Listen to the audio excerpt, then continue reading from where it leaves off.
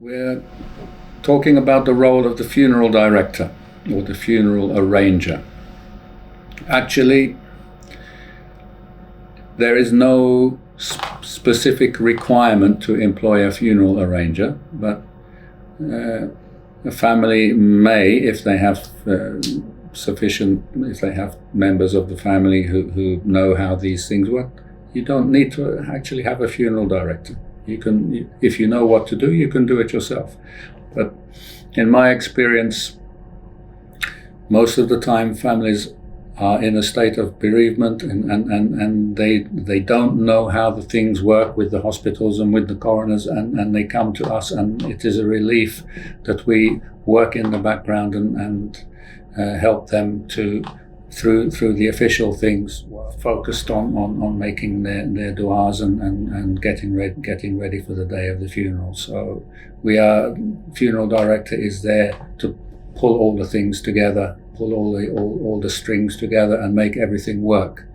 So what I do when I'm arranging a funeral, I'm speaking in the background to the hospital or to the coroners, and I'm getting an idea of when the body might be released.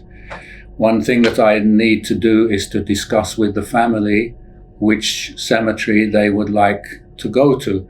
Now, again, we mentioned many times these things should be discussed beforehand. I have already told my family which cemetery, if I pass away in the UK, I am suggesting I would like them to take me to this cemetery.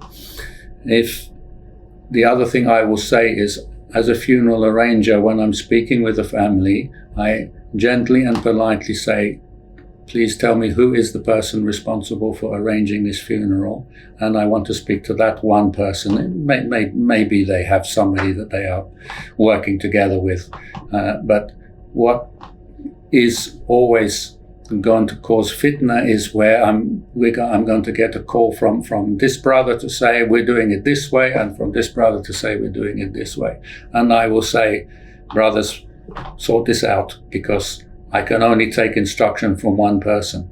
And I advise them gently and politely, this is the way that we're going to do the best thing for your loved one, for your father, for your son, for your brother. We want to do things and make it as easy for them as possible. My job as a funeral arranger is to make things.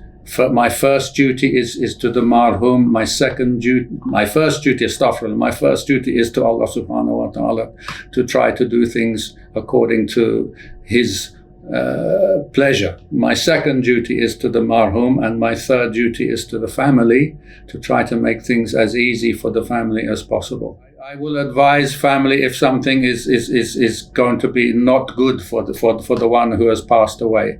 Something is going to cause a delay. But on the other hand, we have to be sensitive, because there may be a sister that's coming from another country who has not seen her father for 5 years, and if they are going to say we want to delay. There are people who will say you must not delay for any reason at all. I take this from the family. Within reason. If the family say we want to wait for this person to arrive because or just to be there for the funeral, my advice will be we are trying to arrange the funeral as soon as possible, but we have to be flexible.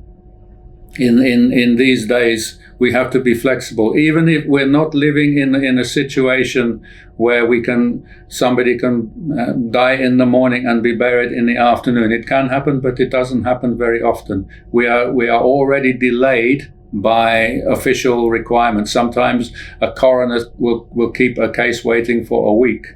So we're not always able to bury within the 3 days. The marhum is waiting to be united with the ground, with the soil.